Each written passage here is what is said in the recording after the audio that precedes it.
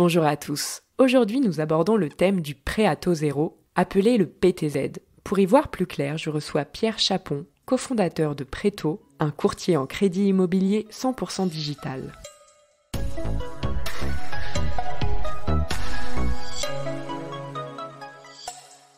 Pierre, qu'est-ce que le PTZ ? Alors le PTZ, c'est, comme son nom l'indique, un prêt à taux zéro qui permet à ceux qui acquièrent leur résidence principale pour la première fois de bénéficier d'une enveloppe qui du coup aura 0 en taux d'intérêt en complément d'un prêt bancaire classique.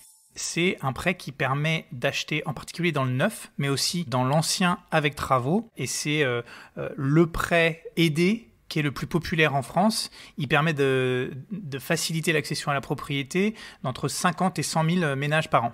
Très bien, et comment fonctionne-t-il ?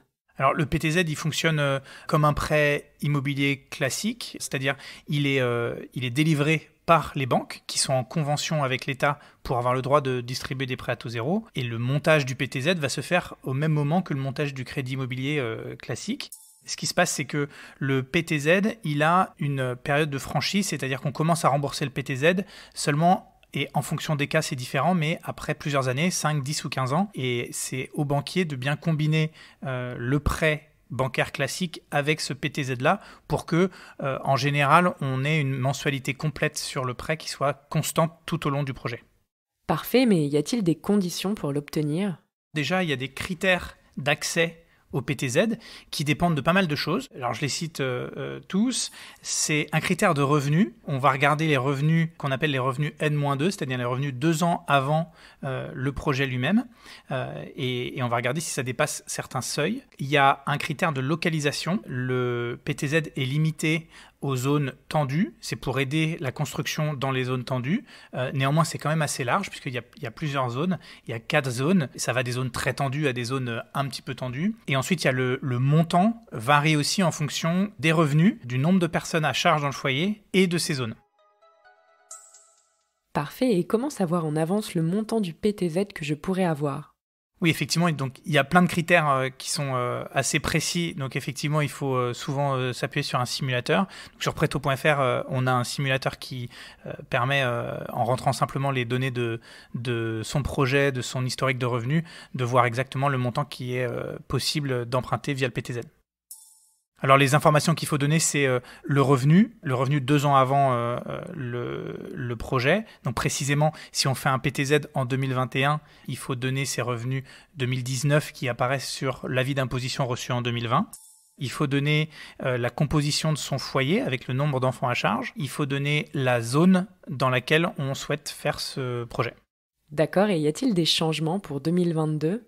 Alors non, il a été décidé de maintenir les mêmes conditions d'accès, donc les mêmes zonages, les mêmes montants, ce qui est une très bonne nouvelle.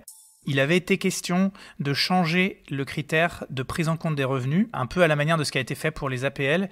Il avait été question de prendre en compte des revenus plus récents que ceux d'il y a 2 ans. Au final, ça n'a pas été retenu, ce qui est en général une bonne nouvelle, parce que en général, les gens ils gagnaient moins il y a 2 ans qu'il y a seulement 1 an. Donc, pour ce coup-là, le gouvernement a décidé de rien changer au final. Parfait, et pour finir, est-ce que vous souhaitez ajouter un dernier mot ? Le PTZ, ça s'applique au projet dans le neuf.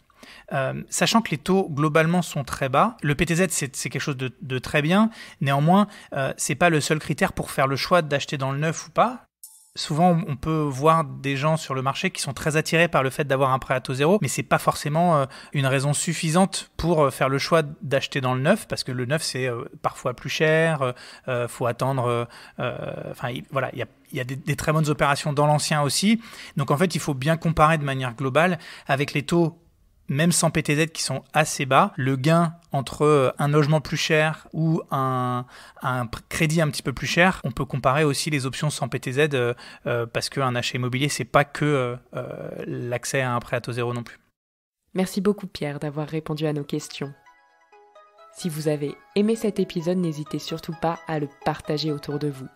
C'était l'immobilier décrypté par Se Loger.